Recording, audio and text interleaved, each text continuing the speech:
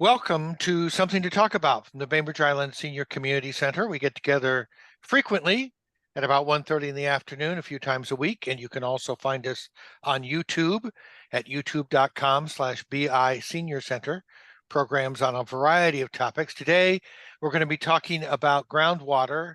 We're moving forward on a groundwater management plan as a community, and we have some volunteer, interested, concerned citizens, scientists who have been raising some issues they'd like to bring before us about hydrology on the island and what we should be doing as we move towards settling a comprehensive plan. Before we get to that, though, I want to thank Fieldstone Communities at Bainbridge Island for sponsoring these Something to Talk About programs as nonprofits. We are grateful to our sponsors. Fieldstone offers independent living, assisted living, and memory care up on Rolling Bay. And they also have day stay and respite care programs. If you'd like to learn more or take a tour, you can look at their website at fieldstonecommunities.com and register there, or just call 206-594-1010 and ask for Celia or Jamie, 206-594-1010. Also, I would like to acknowledge that we are meeting on the ancestral homeland of the people of the clear salt water, the Suquamish, who have lived on the waters of the Salish Sea since time immemorial. We honor them, and we are doing our best to learn from their stewardship of land and waters. And stewardship is part of the topic of discussion today, I would say. So we have with us today Charlie Kratzer and Melanie Keenan and Malcolm Gander. They have been looking at the groundwater management plan as we are finalizing a 20-year forecast as our government is for land use. And that's part of what's called the comprehensive plan. And it accommodates or plans for or anticipates, in this case, some increased population, different terms of land use. And this Citizens Water Resources Committee of Charlie, Melanie, and Malcolm are talking about how groundwater is one of the things that they want to make sure is deeply considered before we finalize any kind of a comprehensive plan. So I'm hoping that Charlie, you can start us off, give us a little description of sort of how you got connected to this, and then introduce your coordinators of the citizens group. Okay, well, I'm Charlie Kratzer, and I guess talking about my involvement in this sort of goes back to the beginning of the groundwater management plan. It was put in the comp plan in 2016. I was on Environmental Technical Advisory Committee at the time, ETAC. Then in 2018, well, in the meantime, so ETAC was asked to put together a sort of a recommendation for a groundwater management plan and what it would include, and sort of a rough budget of what it would cost and the time frame. So we presented that to the council in 2018, and then I think the ball really got going in 2020. I think was when the council hired a hydrogeologist who was with us about a year and a half before she found a better job in Scotland, and at that point the city decided to finish up with a consulting firm, so they then hired EA consultants. Somewhere along that process, 2021, the ETAC put together a 4-page groundwater fact sheet that was requested by the council, and that's available on the COBE website, which I think gives a nice overview of groundwater on Bainbridge Island. You'll see in my name, it shows that I with the Suquamish tribe. So since that time, about a year and a half ago, I joined the Suquamish tribe as their part-time hydrologist, and I am on the technical advisory committee representing the tribe on the groundwater management plan process. My background is hydrology and water resource engineering. I worked for USGS as a hydrologist for 18 years. And 12 years as a water resources engineer in California for state agencies. So Great. And Melanie and Malcolm. Hi, I am also a geologist and hydrogeologist in the state of Washington, licensed, and I have been volunteering on ETAC since before 2020 and have worked with Charlie while he was on the committee to help put the fact sheet together and also the um, recommendation for the groundwater management plan. And starting way back in before 2011, when the USGS came out with their groundwater model study, ABC and other citizens, we formed a water resource committee back then to help with reviewing and adding community and input. And so this extension of Water Resource Group, now part of a new nonprofit called Bainbridge Conservation Coalition, is just restarting the Water Resource Group to help inform citizens, to let them know about the comp plan and how their input is important, and to help protect the most important resource on the island as a sole source aquifer island. Okay, and Malcolm. Yeah, hello, Malcolm Gander. Been working as a practicing hydrogeologist for most of the last 40 years. Recently, last 10 years, overseeing the Superfund cleanup as a civilian employee of Department of Defense over at Naval Base Kitsap Bangor in Silverdale. And Melanie and I, especially over the last 15 years, we've been compiling a lot of information on our water supply on Bainbridge, and that entails public records requests, looking at annual production information, but also mindful of the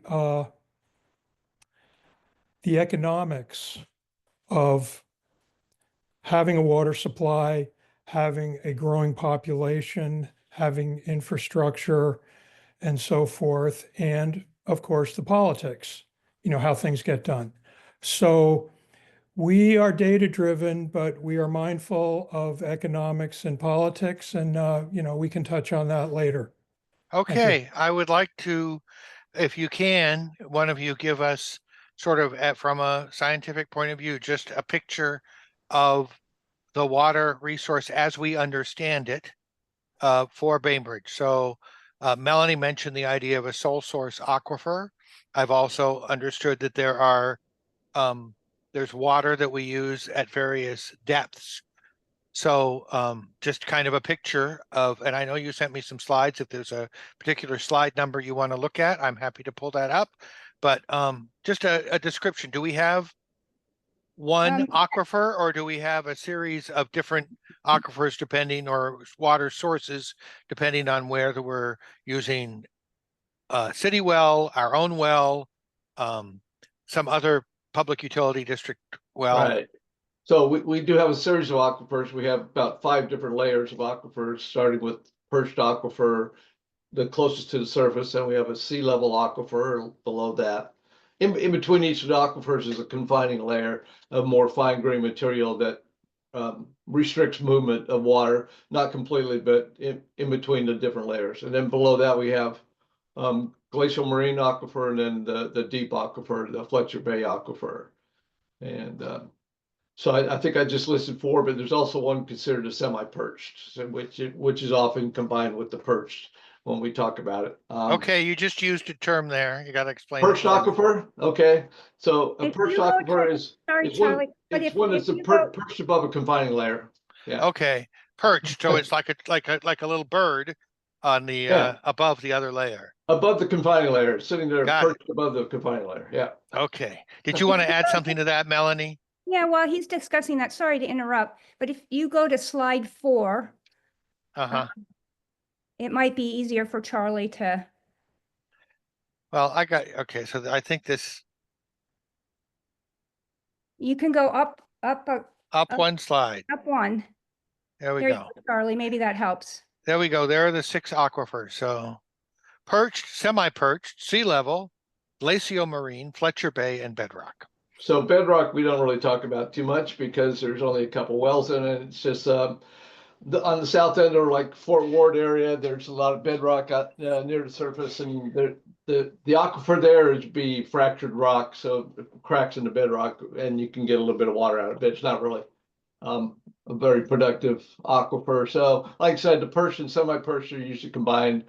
97% of the usage, the pumped groundwater, comes from the perched, the sea level, and the deep aquifer, the Fletcher Bay, and then not nearly as much from the semi-perched and the glacial marine and the bedrock. So those are the three main producing aquifers. And the reason that the water is coming from those places is because what, depending on the technology that we're using, like if it's a community deep well, like a city well, it might be going to the deep aquifer. Right. So a lot of the city wells go down to the deep aquifer, the really deep wells.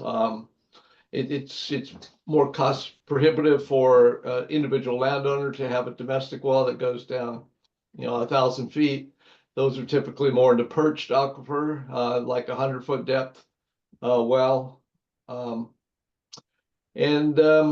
guess as far as which wells are used the most, I mean, it has to do with, how productive they are, how much water is easily accessible from those. Yeah, Yeah. I guess the other question that I'm asking is, so we have people who are on city water, people who are on public utility district water. We have people who have individual wells. They all might be drawing from different sources. Do we have a sense of what percentage, how that divides up percentage wise, and then maybe talk a little bit about the risks of overdrawing water in any of those Yeah, levels? I think Melanie and Malcolm, you have some numbers on that, right? Yeah, I think the easy way to look at it is we have three major water systems on the island. We have Kobe, city of Bainbridge Island, which serves the Winslow area. Then we have South KPUD, Kitsap Public Utility District, has two, North Bainbridge and South Bainbridge. KPUD has about 30%, supplies 30%. Kobe supplies about another 30, a third, and the rest is smaller water systems and private use. And Charlie's correct, in explaining, which I think is a good question, is most of the big water systems are reliant on the deeper aquifers because they can make production wells out of them. Also, Bainbridge Island was designated a sole source aquifer back in 2013. Both Malcolm and I worked on a volunteer basis to get the city designated by EPA. And that basically stipulates that Bainbridge Island is reliant on the aquifers for its water supply. We have no other source of affordable or reliable water for serving Bainbridge Island. And similarly, we are also dependent on precipitation to recharge our aquifers. If you go up one slide.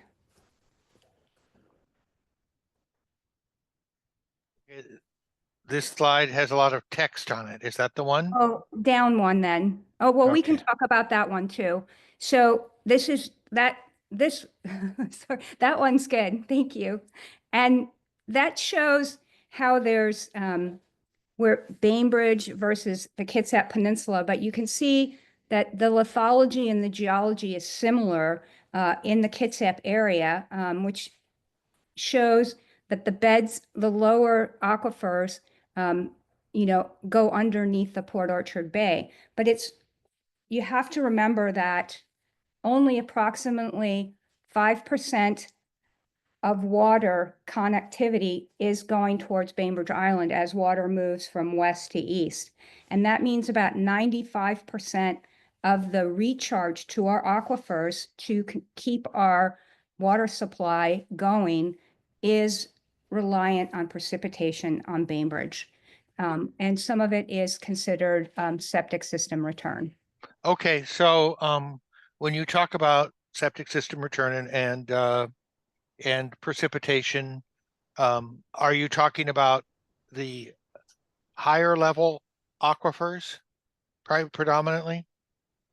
So Or are we yeah.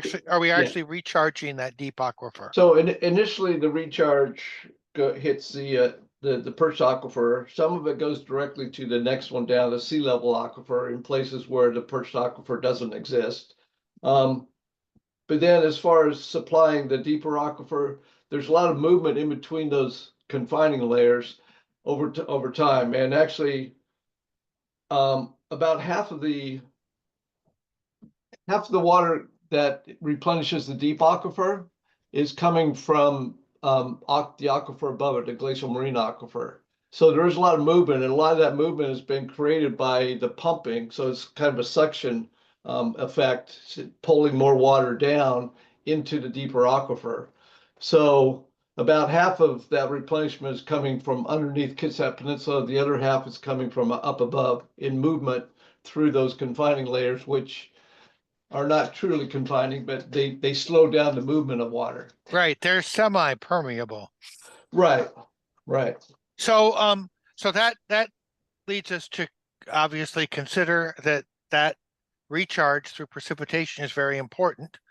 And obviously the surfaces on the island where we live, the top part where we all walk around and drive, and that's where that water is going to come from, right?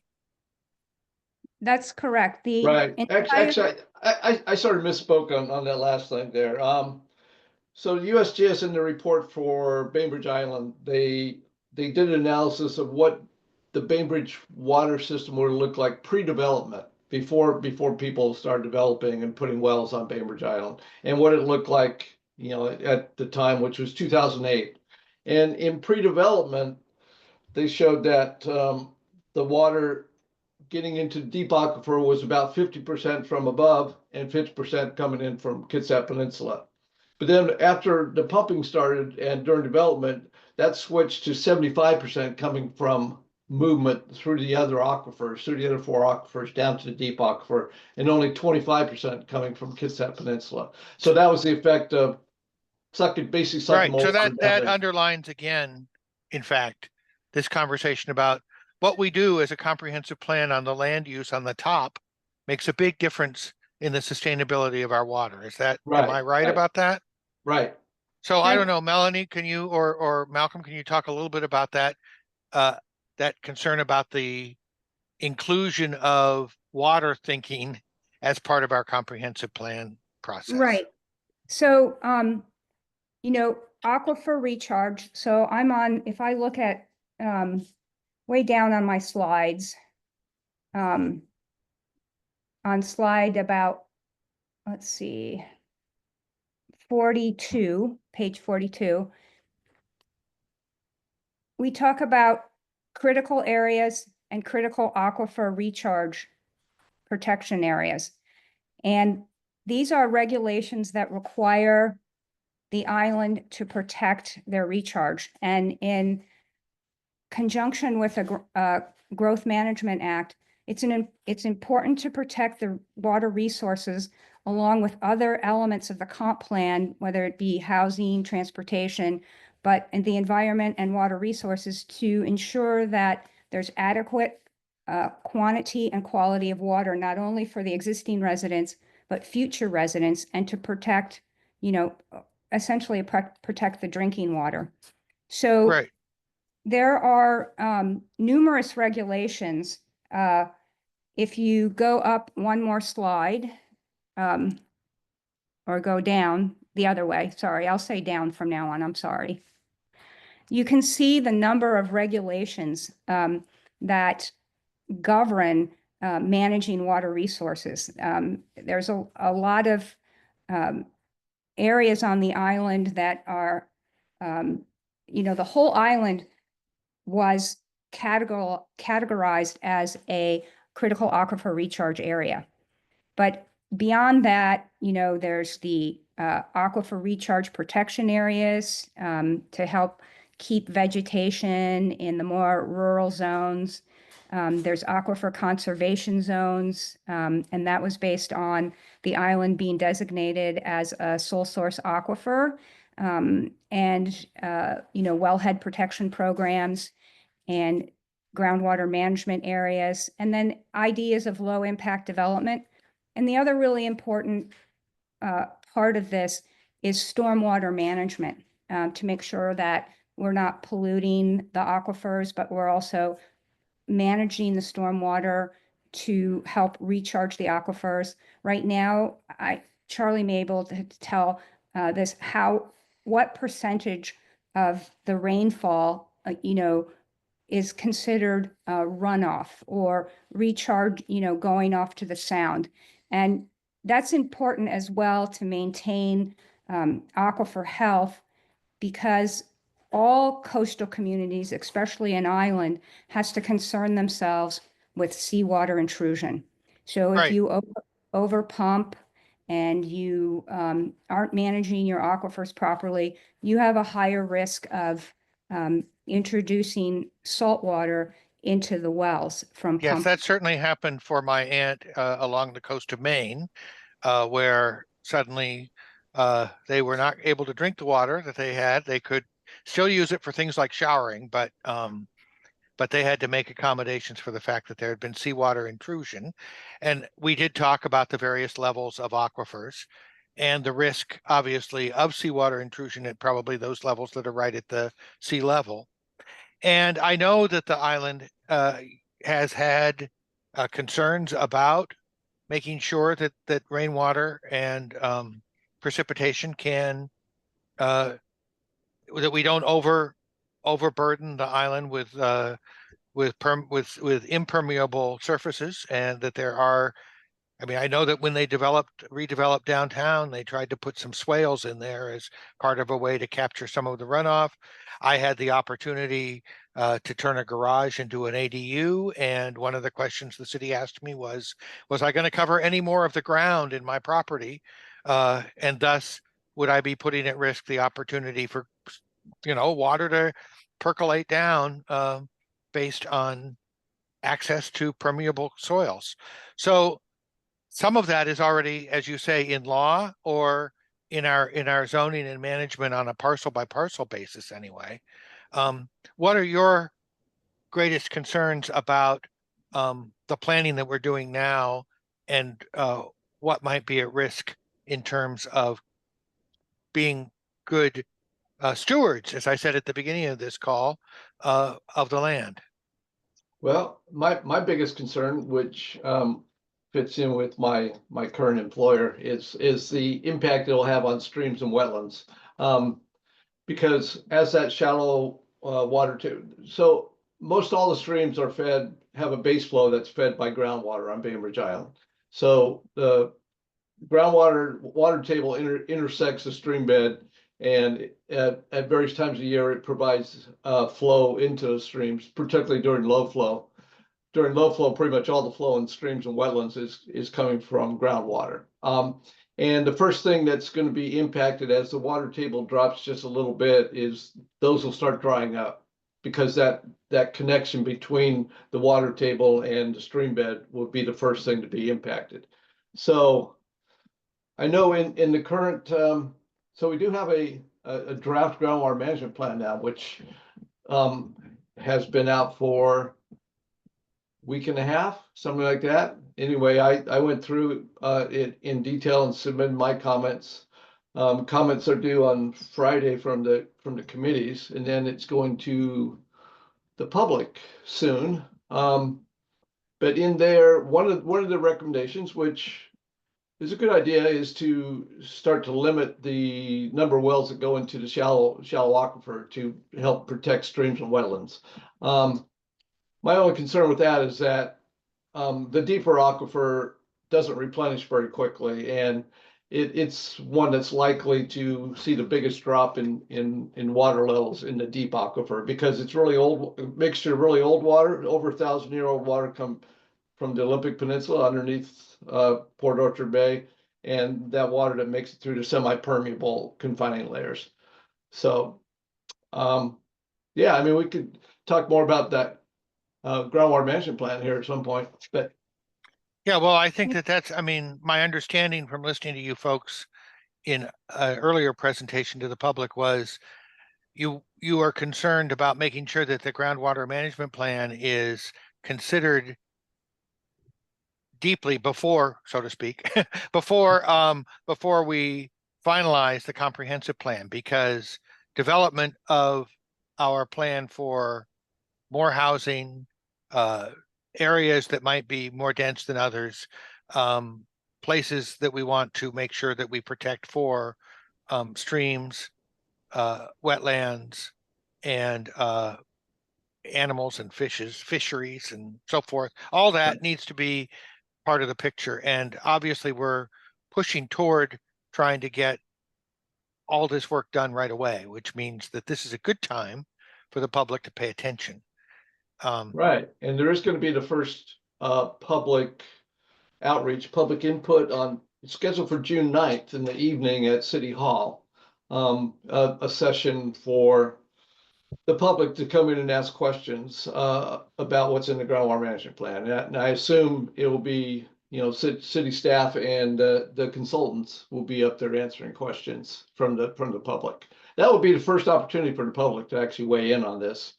And so and so if you were, I mean, I am asking you to say, what would be your advice to interested citizens about what they should look at before they show up to that June 9th meeting?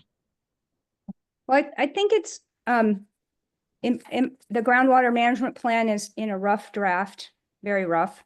The technical memorandum, which involves the model, has some information. It may be a little hard for an average person to digest without having to read it a couple times, but it would be good to look at it. And this is why we've been trying to educate the public to understand the basics of groundwater. And most importantly, what is sustainable? What's sustainable for Bainbridge as a sole source aquifer?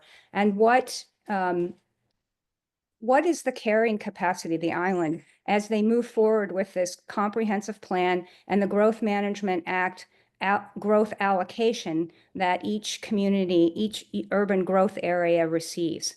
So knowing that Bainbridge Island is the only all island urban growth area sole source aquifer surrounded by saltwater in the state of Washington, it makes it more difficult to interpret, you know, the regulations and the requirements. And what started this whole process was that updating the comp plan, they came out with what's called a draft environmental impact statement, and they had the city provided, and with the consultant, EA Consultants provided 3 different alternatives. And the population target that Bainbridge was allocated was 4,524 people in the next 20-year planning horizon. But the alternatives that the city is considering more than double that population in the next 20 years, according to the DEIS and the graphs that are in there. And one of the, so they're working on, at the Planning Commission, considering upwards of 11,500 new residents. And it's questionable whether that is sustainable or not. You can see on slide 18, the graphs and the diagrams from DEIS, how, you know, what does this show? So when they put a model together, they take the low, medium, and high impacts to try to determine in a mathematical model what might happen. And so they projected out to 100 years. Now, going out to 100 years, the further you go out on a model, the less statistically accurate you are. So low and medium are really good points. So when you're looking at what happens when they showed the preliminary model, let's see if I can find some of the figures on page 33, how this 11,500 is put by EA Consultants into the high impact scenario. But it shows that it's not readily sustainable in the current situation. So they looked at 20-year horizon, and post 20-year horizon. So there needs to be some more clarification on how they're, what parameters they're using for the low, medium, and high, so that we have a good tool in the groundwater model, which is part of the groundwater management plan. So, so let's, you were mentioning that allocation from the Growth Management Act. And if anybody here wants to weigh in on, has questions about these numbers, please feel free to mention it, raise your hand. But you said 4,500 people, and I see on the slide that the population target is listed at slightly over 4,500 people in all, in the target. The housing target is 2,000 units.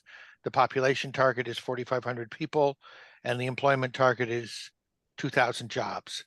And then I don't know what when you talk about capacity projected, that doesn't necessarily mean that that's what's going to happen. Right. Right. And but yeah. your point, I guess, if I can sort of focus on that, is that in your view, based on your understanding of the aquifers, that 4,500 is a possible target that we could sustain with careful planning, but that if you were to double that, that would be too many. I think, it remains to be seen when this document is finalized, what it tells us completely. But it's looking, preliminary results. If you go to slide 19, if that's possible.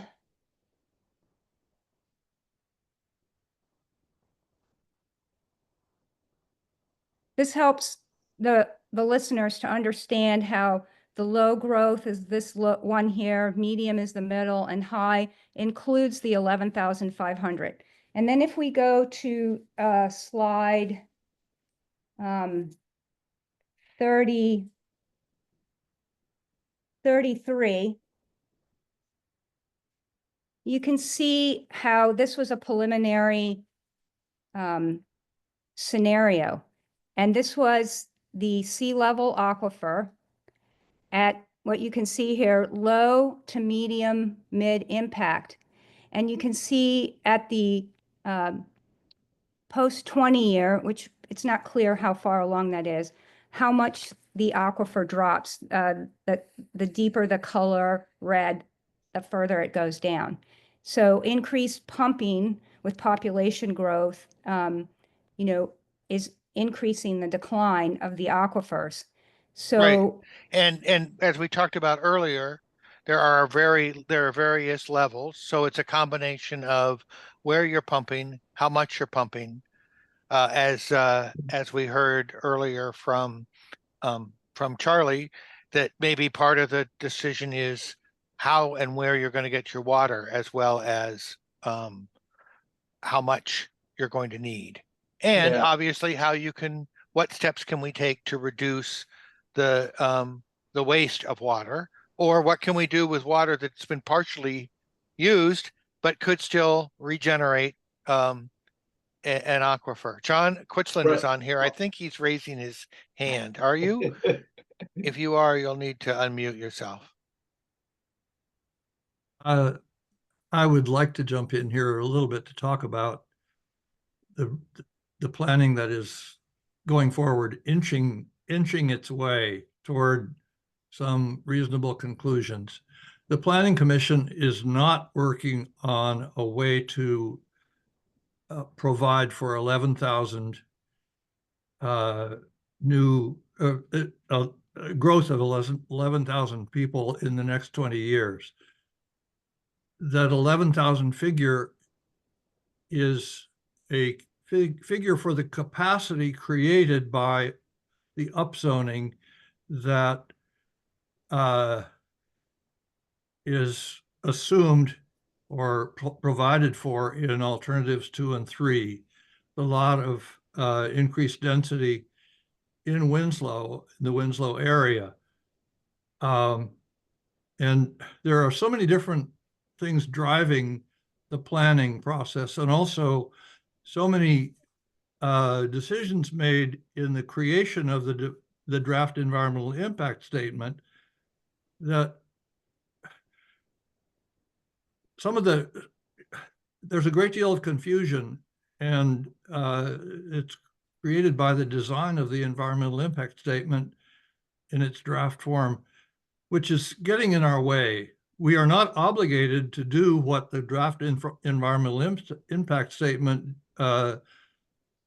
designs for us.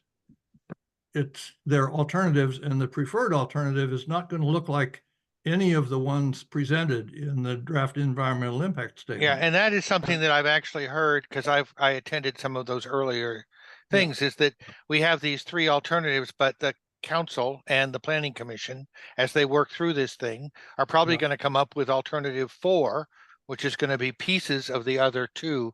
So Yes. from your perspective as a member of the city council, do you feel as though that 4,500 figure that was designated from the state growth management is the one that you're focused on?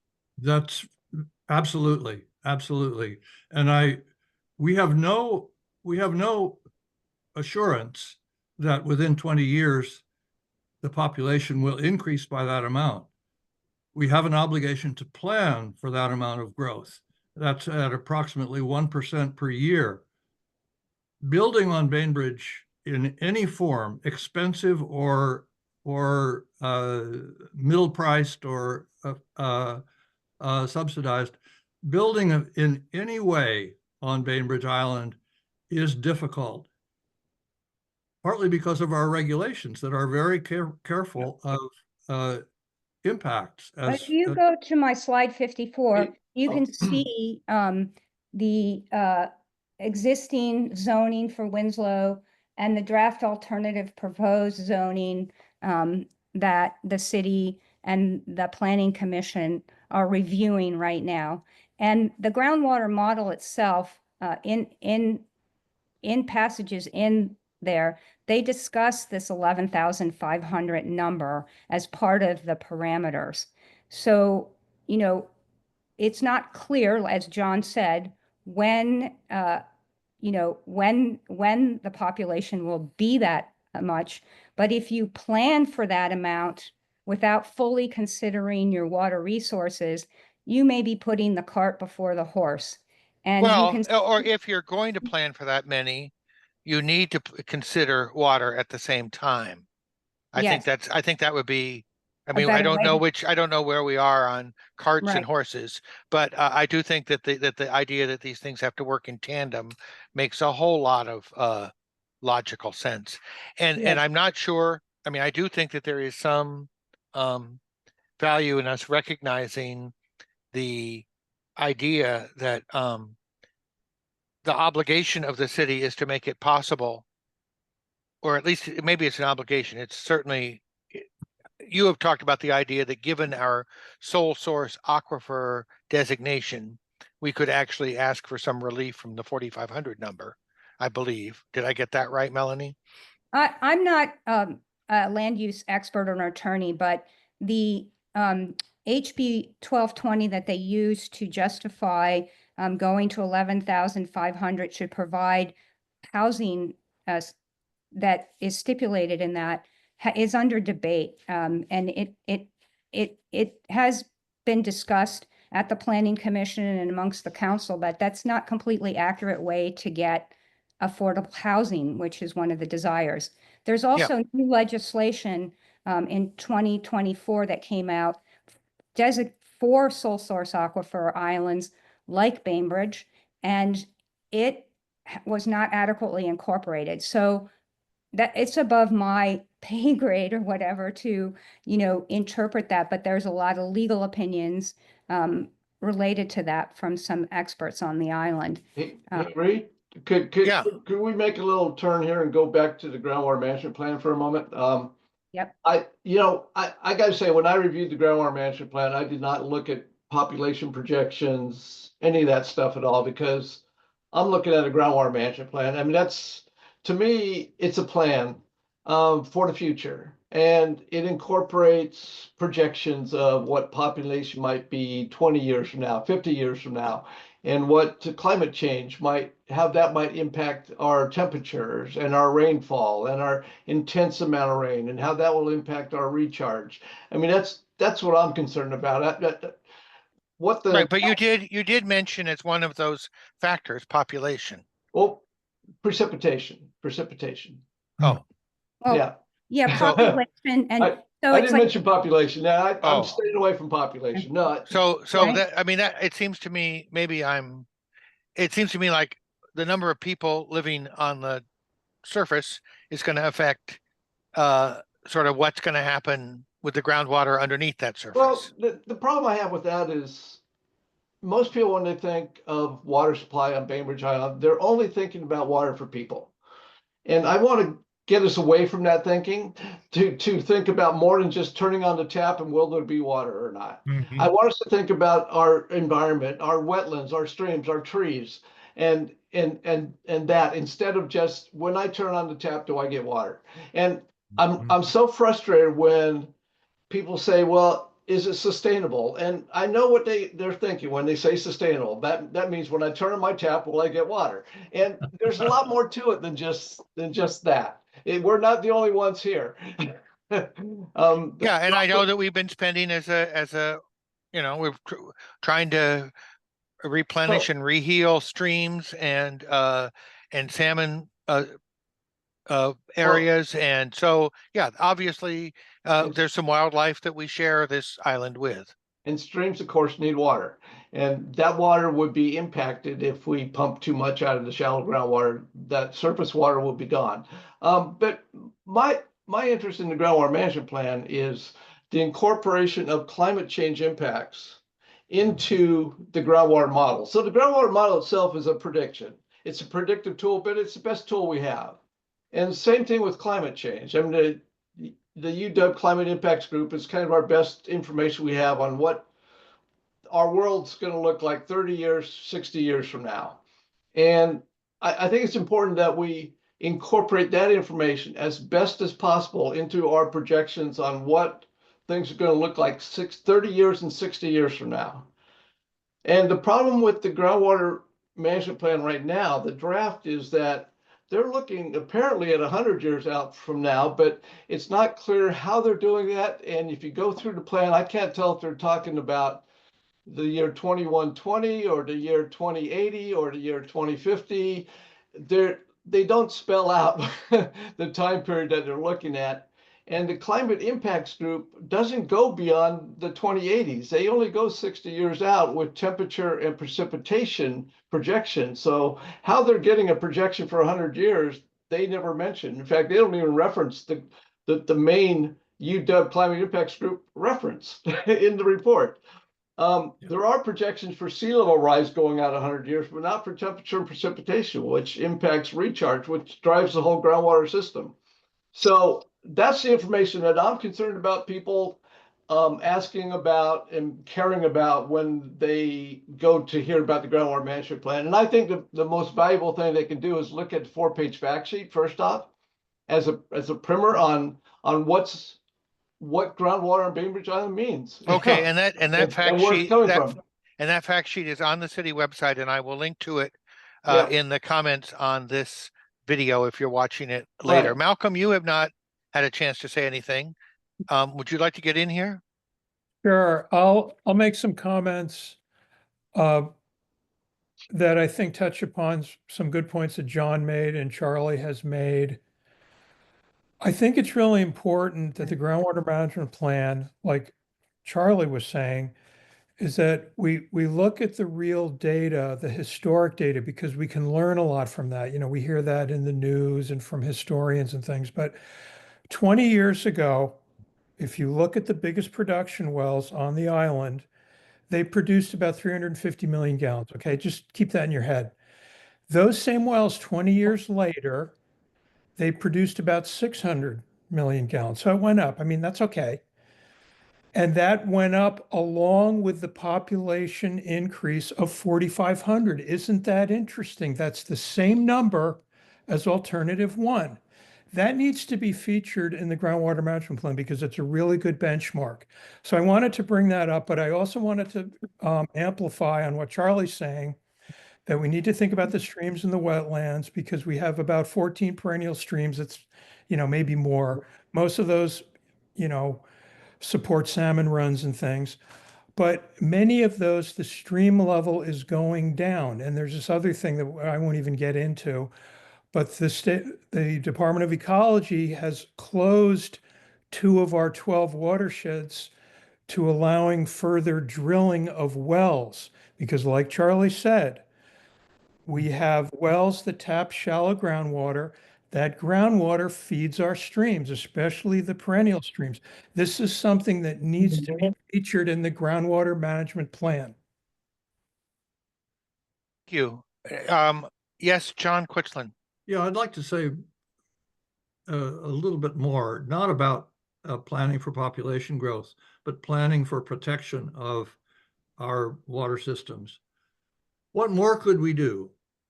The city council has been talking about for some time now, planning for beneficial reuse of wastewater. The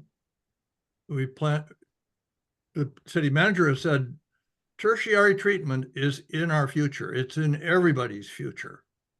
We need to be planning for it. It's going to be expensive, but returning treated water from our sewer systems to the ground in a way that provides for beneficial infiltration. Also planning, providing water that is not fit for drinking for irrigation, for sprinkling the golf courses and so on. Planning, if people want to water their big gardens and keep their lawns green 12 months of the year, they shouldn't be using drinking water for all of that, especially as it becomes we have more and more severe weather in all of our seasons. We've got to be more careful. We've got to be planning for effective conservation, and so that goes hand in hand with planning for increased population. We will have increased population, whether we like it or not. We have buildable lands. We want to provide for a more balanced population economically and in terms of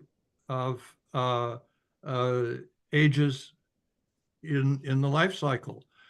What we have now is an aging population, and as people age out, as I leave this earth in 10 years or so, I'll be replaced by another old person, maybe 65, but and that's not right. We need a more balanced population. So all of the information that is useful in the groundwater management plan can be crucial to some of our planning, but there are other crucial factors as well. That's Okay. That's enough for me, I think. Okay, and it looks like Lisa Macchio, you have your hand up. Do you want to say something? You'll need to unmute if you do. Am I unmuted? Yes, you are. Thanks, Reed. Thanks, John. Thanks, Melanie, Malcolm, and Charlie. So what I wanted to say is with regard to the groundwater management plan and what because I was a water quality standards expert at the Environmental Protection Agency for 31 years. And what I found to be the case in many states is they lacked the ability to protect the quantity of water that is needed to sustain fish, wildlife, and other organisms. So when I think about the groundwater management plan, I need the city to step up and reserve an allocation for surface waters. So I'll be looking to that plan to think about the non-human aspect. And what I know, based on limited data right now, is the streams and wetlands have actually been declining over the years. So what I think about is we're not setting the baseline at today's level. We need to go back many years and think about the quantity of water on Bainbridge that's needed to protect these important species and our quality of life. So I'm in the camp with Charlie, Melanie, and Malcolm that says, hey, you know what? This groundwater management plan is important to humans, but it's also important to all those ecological functions that the humans depend on.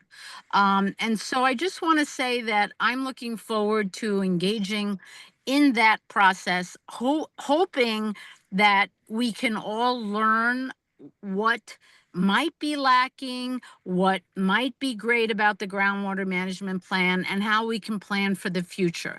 But I'm very concerned about the city necessarily, and this is my cynical nature, kind of skewing things. So what we ask for as a community is to have a professional, independent. Uh-oh. Uh-oh. Okay, we lost her, but I think she's looking at a Hey, professional independent review right. of the work before we finalize If- the ground management plan, which the city will be taking up. And as we mentioned earlier, there's plenty of, I have up on the website right now the groundwater management plan page on the city's website, and on the related documents you can see the fact sheet that Charlie talked about as rule number 1. And it looks like the date that we might be in a position as citizens to comment would be June 8th and following. June 9th, yeah. We're about to wrap up, right? Yep. I'd like to make one closing comment here. In the technical advisory committee meeting we had last week, I get a distinct feeling there was a lot of pushback I got from the consultants and from the city and somewhat from KPUD about them making significant changes to the groundwater management plan at this point, because there were things that don't really make sense, but they said they put it in there because we demanded it. So they put it in there last second, but if you look at it, it just really doesn't pass scrutiny today, and it certainly won't 10 years from now. But they're hesitant to do it, and this is why ETAC, we've been pushing for public input for the last 6 years. This is supposed to be a public process, and the city has not done any public outreach. And they're at the point now where they're telling the TAC, I mean, the TAC was brought in very late. I mean, they're basically looking for a rubber stamp from us. And we're not allowed to suggest significant changes at this point. And they're going to do the same thing to the public on June 9th. So they're basically, I could see the consultants were thinking, which I would too if I were them, we think we're 95% done with this.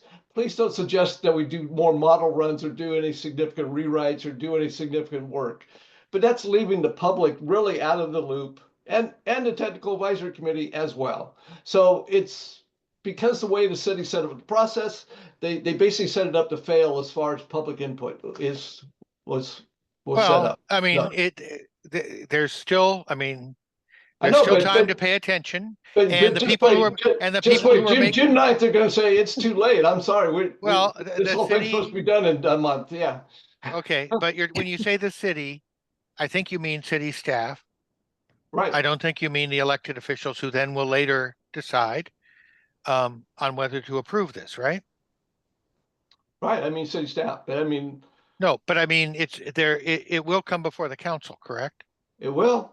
Okay, so the city council is not the one that you feel as though has not been listening. So there's Well, still time no. there's still time for people to comment and engage. We have Susan- suggested to the city council this whole time as well for the last 6 years that there be public input. So the city council is not off the hook on this either.